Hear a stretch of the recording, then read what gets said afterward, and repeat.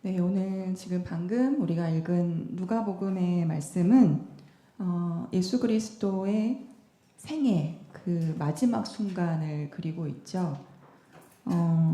지금 본문에 나타난 시간이 몇 시였죠? 처음에 몇 시였죠? 낮 12시. 네, 십자가에 못 박힌 채 낮 12시가 되었을 때 갑자기 어둠이 온 땅을 덮었습니다. 예수님이 십자가에 달리신 때는 시간으로 따지면 아침 9시경입니다. 3시간 동안 그렇게 십자가에 매달려 있을 때 12시쯤. 12시는 어떤 시간이에요? 가장 해가 높이 떠 있고 가장 빛이 쫙 펴져 있는 바로 그러한 때에 갑자기 어둠이 온 땅을 덮었습니다. 그리고 그 어둠이 오후 3시까지 계속되었다. 이렇게 얘기하고 있죠. 해가 빛을 잃고 성전의 휘장은 또 찢어졌습니다. 한가운데가. 태양 자체가 빛을 거두고 세상의 밝음이 소멸하고 있는 때입니다. 지금 이 장면은요, 그냥 날씨가 캄캄해졌다라는 어떤 자연 현상을 묘사한 것이 아니라 굉장한 상징적 의미를 가지고 있어요. 성서에서 해가 어두워졌다라고 얘기하는 것은 세계가 이전과 같이 작동하고 있지 않다는 걸 의미합니다. 세계가 지금까지와는 다르게 작동하고 있다. 거대한 어떤 존재적 전환이 이루어지고 있다는 것을 의미합니다. 늘 보였던 것이 보이지 않고 늘 있었던 것이 사라지는 것 같은 때. 그래서 우리의 감각이 정지되고 우리의 기능이 소용이 없는 때를 이야기하죠. 신이라고 믿었던 예수가 죽음을 앞두고 있습니다. 그리고 그 신을 내려보내신 예수를 보내신 그 하나님은 깜깜한 하늘처럼 계시고 있지 않은 것 같습니다. 우주적인 어두움, 이 우주적인 어두움이 우리에게 드리워지는 것을 얘기해요. 이전에는 전혀 느껴보지 못했던 어둠일 겁니다. 분명히 낮인데 굉장히 어둡기만 한 것 같은 시간. 그런 경험들이 우리 삶에 종종 있을 수 있습니다. 세상의 모든 색채가 바래지는 것 같고 어떤 의미들이 사라지는 것 같은 인생의 가장 깊은 어둠의 시간들이 있습니다. 이것을 감각의 죽음이라고 부를 수 있어요. 감각의 죽음. 오늘 우리가 읽은 구약의 시편 130편의 말씀은요, 바로 그런 자리에서 부르는 노래예요. 시편 기자가 이렇게 이야기합니다. 주님, 내가 깊은 물 속에서 주님을 불렀습니다. 깊은 물 속에서 주님을 불렀다. 이때 깊은 물이라고 하는 것은 깊은 수렁, 심연 이런 것을 의미하는 복수형입니다.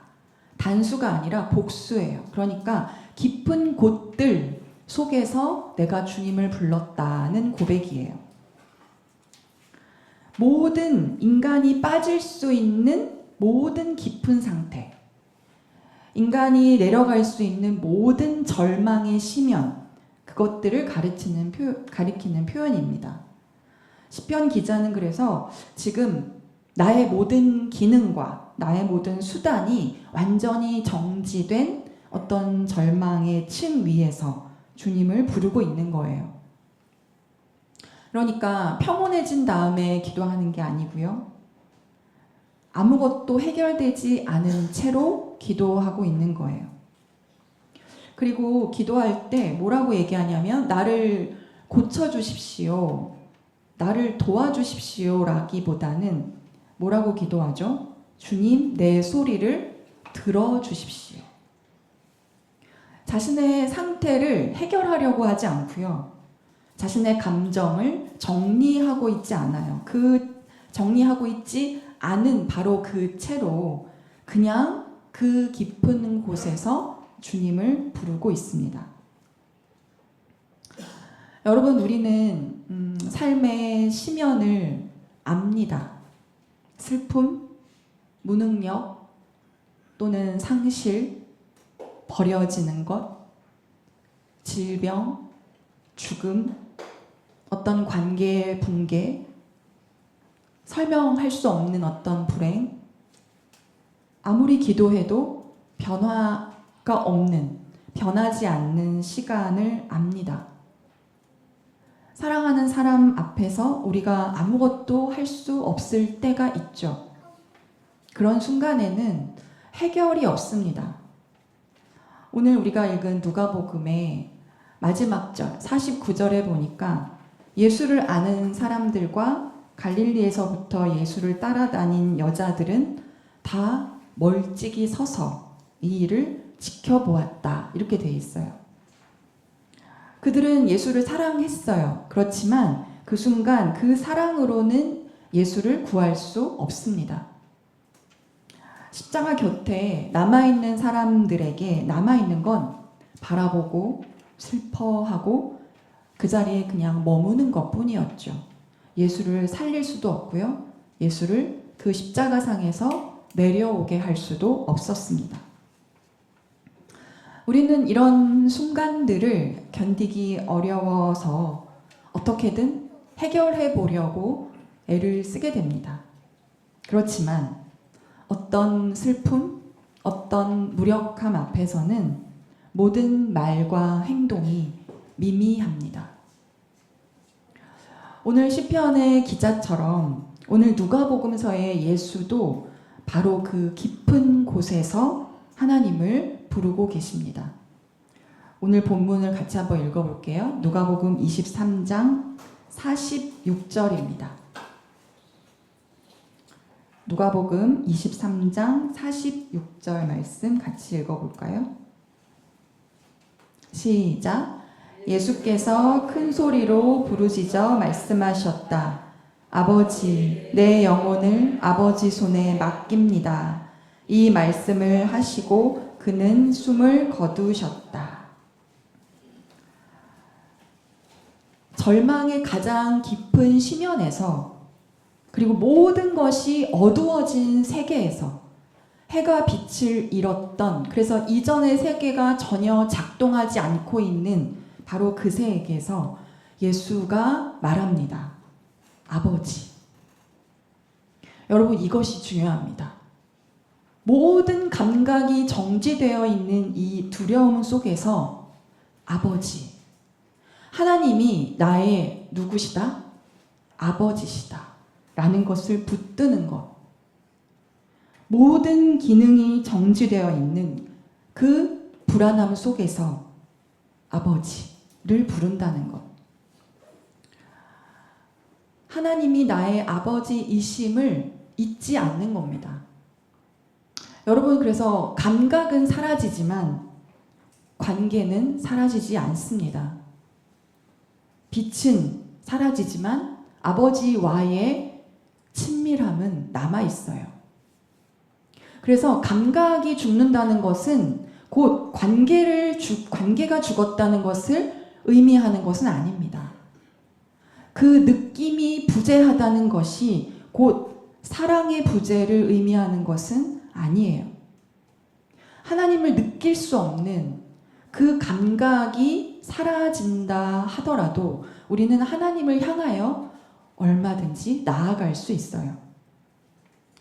예수는 아버지라고 부르면서 이렇게 말씀하십니다. 내 영혼을 아버지 손에 맡깁니다.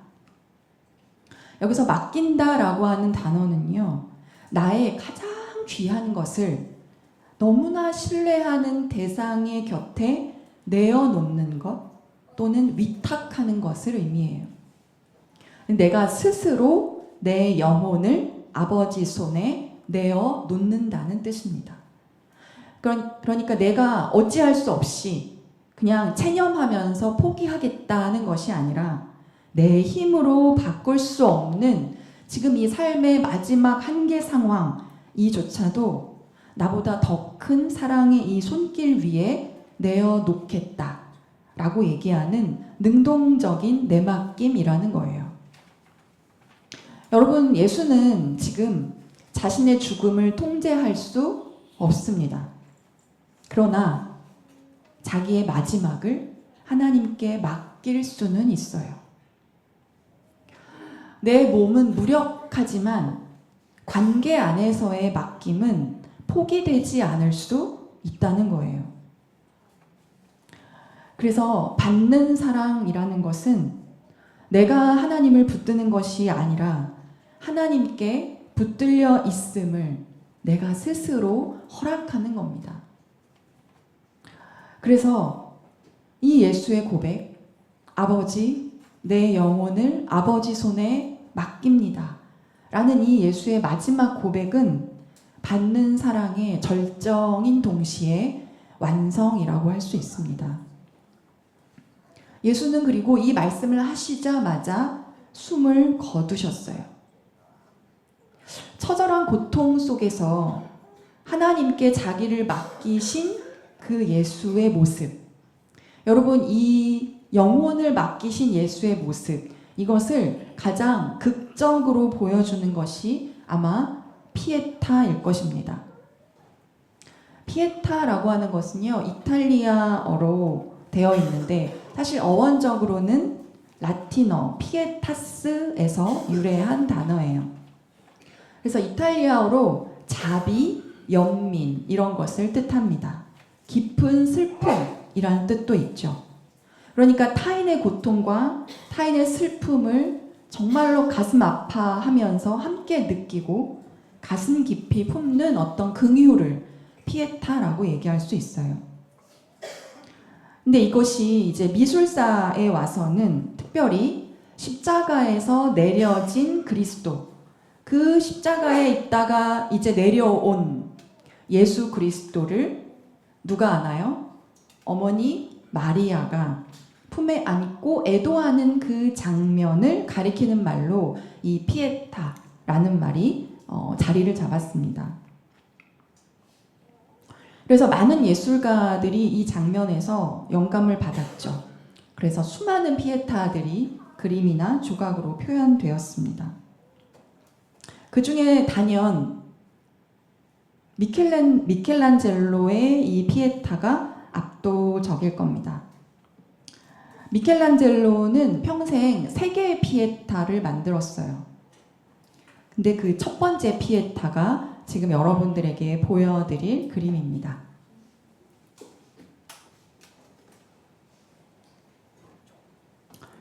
네, 보이시나요?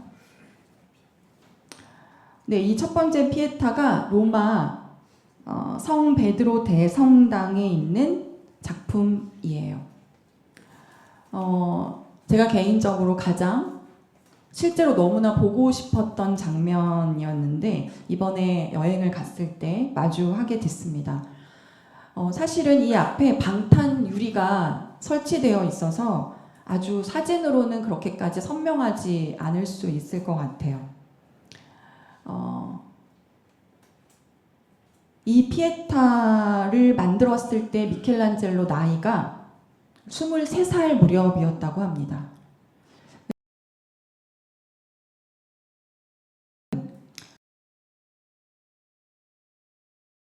핏줄 하나 들이 너무나 완벽하게 살아있는 조각이라고 할 수 있어요. 여기서 예수를 볼까요? 여기서 예수님은 제입니다. 자신의 몸을 세울 수도 없고 또 자신의 무게를 스스로 감당할 수도 없습니다. 완전히 축 늘어진 그 몸 자체, 그 몸은 어머니 마리아가 밑에서 받쳐주어야 합니다. 그래서 마리아의 팔과 옷자락 그리고 무릎이 그 몸을 지탱하고 있어요. 예수는 그분의 힘이 아니라 그분의 무력함으로 누워 있습니다. 그런데 그분의 무력함이 사랑의 품 안에 놓여 있는 거예요. 얼핏 옆에서 보기엔 실패한 장면으로 보이지만, 그러나 그 무력함이, 그 실패함이 저 사랑의 한복판에 놓여 있습니다. 우리가 지금 읽은 것처럼 아버지, 내 영혼을 아버지 손에 맡깁니다 라고 하는 것에 그 고백을 형상화한 것이 바로 이것이 아닐까 싶어요.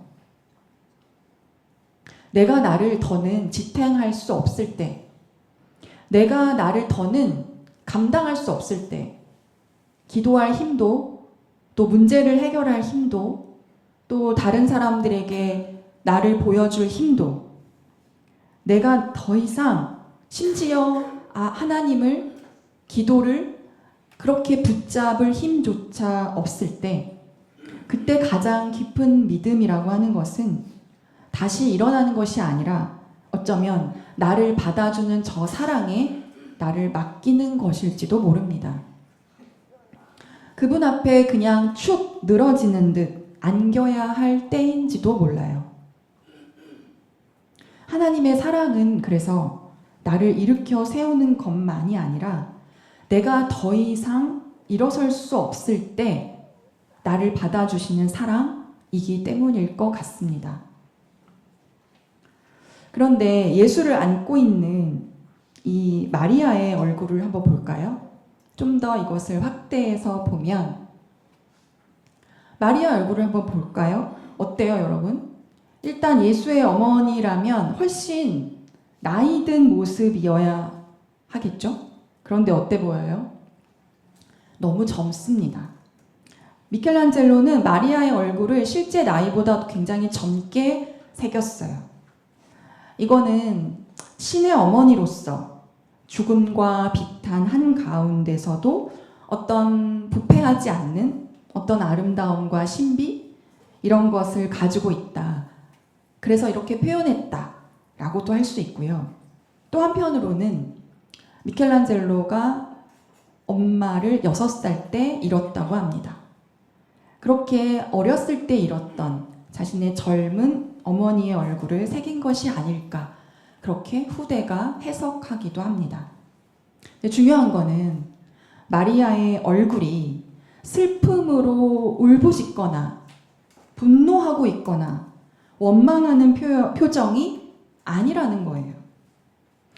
오히려 너무 이상할이 많지 고요하고 평온하게까지 보입니다. 죽은 아들의 이 상처를 지그시 바라보고 있으면서 그 아들을 넉넉히 안고 있는 거예요.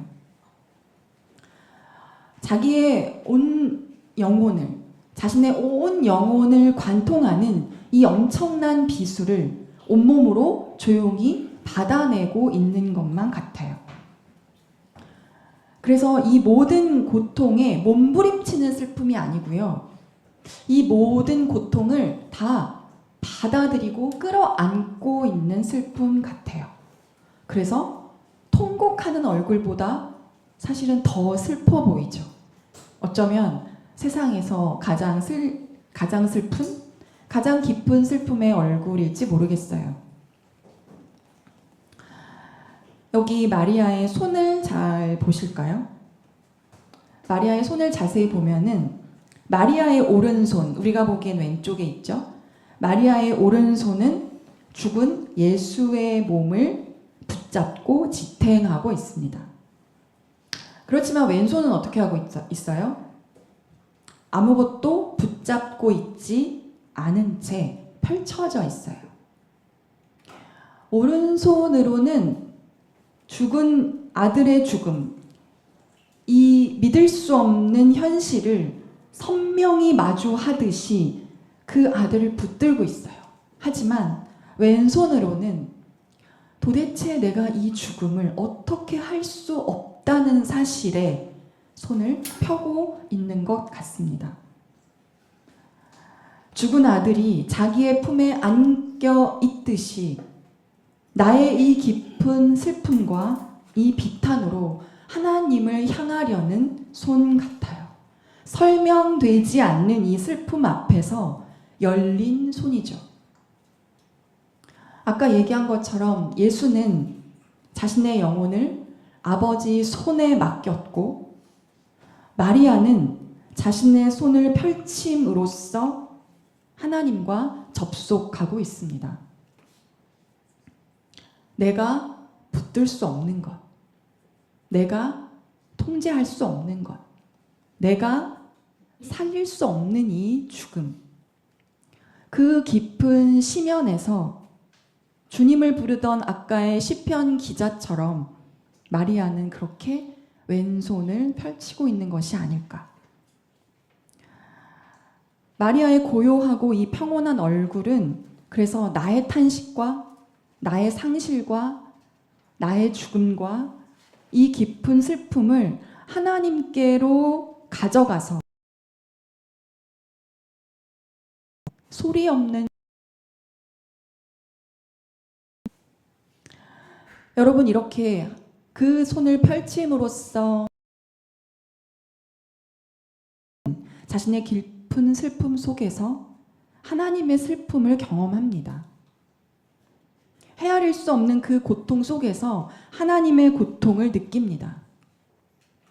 그래서 미켈란젤로의 이 작품에는요, 자식을 잃은 어미의 슬픔만 나타나 있는 것이 아니라 신의 슬픔이 녹아 있고, 땅의 고통만 있는 것이 아니라 하늘의 눈물이 젖어 있는 것 같습니다. 사실 이 작품이 대중에게 이렇게 딱 공개되었을 그 당시에는요, 찬사보다 비난의 목소리가 더 컸다고 해요. 왜 그러냐면 우리가 다시 이렇게 보시면 알겠지만 마리아와 예수의 신체의 몸의 비율이 어때요? 잘 맞지 않아요. 누구의 몸이 더 크죠? 마리아의 몸이 누워있는 예수에 비해서 비정상적으로 거대합니다. 만약에 마리아가 이 상태로 대리석에서 일어나서 걸어서 나온다라고 하면 키가 2m가 넘는데요. 그렇게 거꾸로 계산이 된대요. 그렇지만 반면에 성인 남성인 이 예수 그리스도는 너무나 왜소하고 작게 묘사되어 있잖아요. 그래서 피에타의 주인공이 예수가 아니라 마리아냐 이런 비난도 있었던 것이 사실입니다. 그러나 여러분, 미켈란젤로는 바로 이 비유를 의도했다고 해요. 건장한 성인 남성의 시신을 안정적으로 여인의 무릎 위에 안정적으로 올려놓기 위해서는 이러한 부분이 필요했다라고 하는 것도 있고요. 더 중요한 건 이 조각을 원래는 낮은 땅바닥에 높여두는 게 아니라 땅바닥에 두고자 했던 것이었기 때문에 위에서 내려다보는 시선, 마치 하나님이 보시는 것 같은 그 시선까지 계산한 구도였다는 겁니다. 그렇다면 위에서 내려다보는 시선, 하나님이 보시는 피에타는 어떤 모습일까요? 이건 제가 찍을 수 없어서 가져온 사진입니다. 위에서 내려다본 피에타는 바로 이런 모습이에요. 여러분, 이 사진 속에서 주인공은 누구죠? 예수입니다. 정면에서 볼 때 예수는 굉장히 왜소하고 또 그의 얼굴은 뒤로 이렇게 되어 있어서 잘 보이지 않았습니다. 그렇지만 위에서 내려다본 예수의 모습은 아주 평안하게, 너무나 고나게 마리아의 품에서 잠들어 있는 것처럼 보입니다. 그리고 예수의 모든 것이 하늘을 향해 활짝 열려 있는 것 같아요. 그리고 신체 비율이 아까 굉장히 불균형적으로 보였는데 어떻게 보이죠?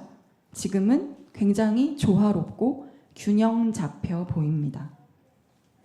지금의 이 마리아의 몸과 옷자락, 이것은 예수를 온전히 떠받치고 있는 어떤 거대한 제단의 모습을 형상화하고 있는 것처럼 보여요. 그리고 보이시죠?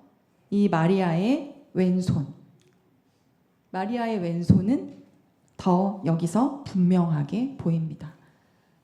펼쳐져 있는 하나님을 향한 그 열린 손. 여러분, 어쩌면 미켈란젤로는 우리에게 이것을 묻고 싶었는지 모릅니다. 지금 우리가 보고 경험한 것이 과연 전부인가? 정면에서만 보면요, 이해할 수 없는 비극과 모순이 가득 차 있는 것이 우리가 사는 세상입니다. 그 세상에서 하나님을 믿는다는 것은 과연 무엇인가? 이 감각과 지각을 넘어서서 쏟아지는 이 하나님의 시선, 그 사랑에 우리를 맡길 수 있는가? 이것을 묻고 있는 듯 합니다. 여러분, 어떤 삶에 극심한 위기가 올 때가 있는데, 어떤 극심한 위기는 때로 우리 삶에 어떤 에고의 통제를 무너뜨리고요, 어떤 균열을 일으키기도 합니다. 아까 낮 12시라고 했던 그 정오의 어둠, 그 정오의 어둠이 우리 삶을 덮을 때, 세계가 이전과 같이 작동하지 않을 때, 그 순간, 내가 아무리 애써도 이거는 통제할 수 없구나. 이걸 내가 어떻게 할 수 없구나. 라는 것을 경험할 때. 그래서 내 감각과 기능이 정지되고 잘 돌아갔던 내 자아 구조가 잠시 무너졌을 때. 여러분, 근데 그때 뜻밖의 일이 그 틈에서 일어납니다. 그 에고의 균열이 일어난 그 틈에서 그런데도 나는 여전히 존재하고 있구나. 그럼에도 삶은 계속되고 있구나 라고 하는 경험이에요. 에고의 균열이 일어난 그 틈에서 본질적인 경험의 문이 열리기도 한다는 거예요. 물론 모든 고통이 이런 경험을 가져온다고는 할 수 없습니다. 다만 이미 균열이 일어난 어떤 그 빈 공간에서 새로운 현존의 경험이 있을 수 있다는 역설, 그게 우리 삶에 존재한다는 거죠. 마리아의 슬픔은 그래서 자식을 잃은 인간적인 비탄인 동시에 그걸로만은 끝나지 않는 그 무언가가 있음을 보여주고 있어요. 삶의 극심한 어떤 질곡 한복판에서 인간은 비로소 이 세상의 지각을 뛰어넘는 그 뭔가를 넘어서는 어떤 미세한 영원, 그 차원을 목도한다는 겁니다. 그래서 사실은 참으로 진실로 창자가 끊어지듯이 너무나 슬프고 고통스럽고 힘든데 어떤 알 수 없는 고요한 따뜻함이 감싸는 듯이 느껴진다는 거죠. 언어로는 그것을 형언할 수 없는 그 하나님의 차원이 잠시 열리고 그 슬픔과 그 두려움의 끝에서 이전의 나와는 다른 어떤 모호한 자유 같은 것이 있구나 하는 걸 맛보게 됩니다. 마리아의 펼쳐진 손은 바로 그것을 의미하는 것이 아닐까요? 어떤 미세한 영원의 차원. 피에타는 그런 점에서 인간 존재의 아주 깊은 진실을 보여주고 있다고 생각합니다.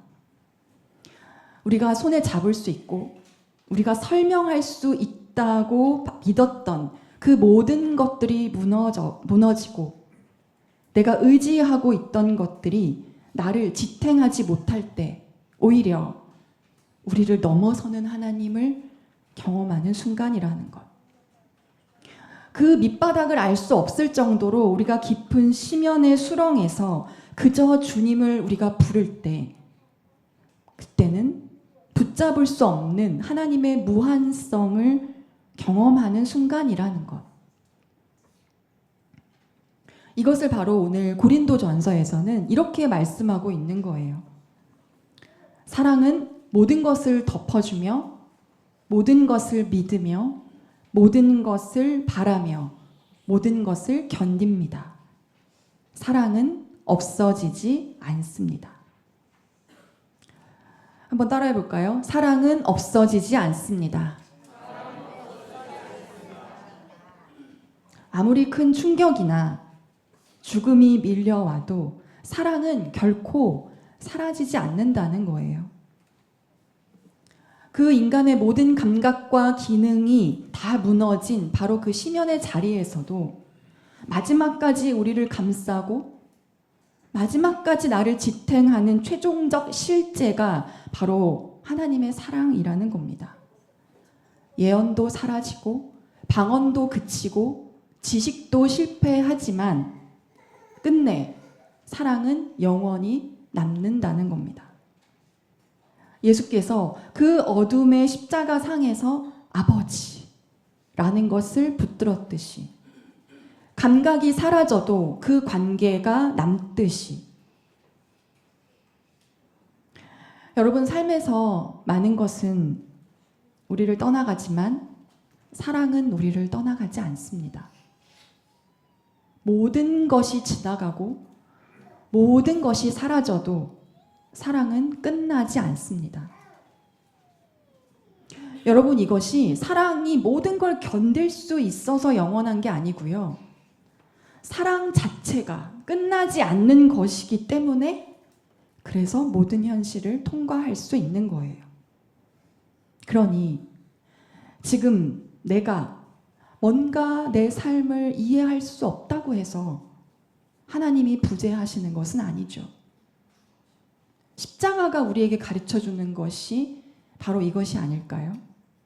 가장 하나님이 없는 것처럼 보이는 그 순간에 하나님이 가장 깊은 자신을 드러내고 계시다는 것. 여러분 우리 삶에 각자의 정오의 어둠이 있습니다.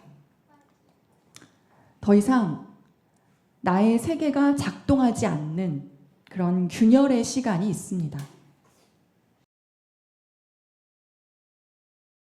끝이 아니라 하나님께 이르는 길이 열리는 순간이에요.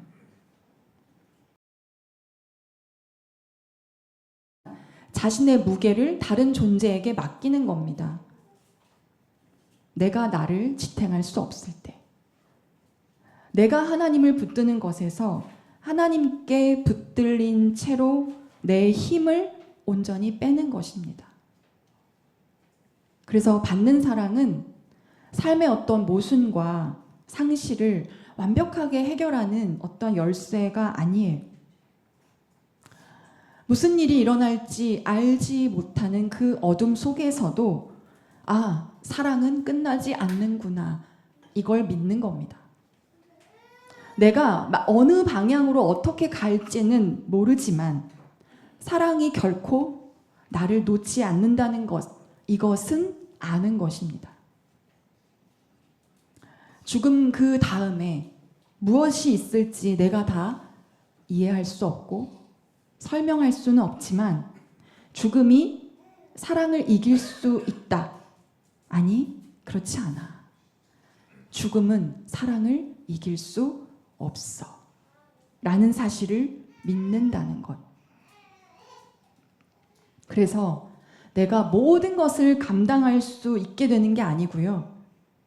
내가 더 이상 나 자신을 감당할 수 없게 되는 바로 그 순간에도 그 모든 나를, 그 복수의 나를 하나님께 가져가는 겁니다. 그 심연에서 우리의 무너짐과 슬픔과 비탄을 받아 안으시는 사랑이 있다는 걸 믿는 겁니다. 그래서 우리는 그저 이렇게 고백할 뿐입니다. 아버지, 내 영혼을 아버지 손에 맡깁니다.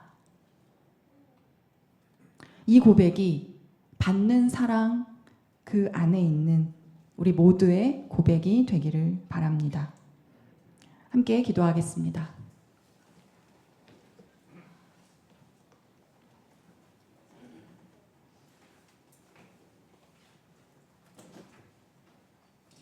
자비하신 하나님, 우리의 감각과 기능이 멈추는 정오의 어둠 그 속에서도 우리를 놓지 않는 사랑이 있음을 믿습니다. 때로 감당할 수 없는 슬픔과 상실의 무게를 당신 손에 맡겨드립니다. 그 깊은 심연에서 우리를 품어 안으시고 오늘도 우리를 붙드시는 그 사랑 안에서 삶이 계속되고 있음을 보게 하여 주시옵소서. 예수 그리스도의 이름으로 기도합니다. 아멘.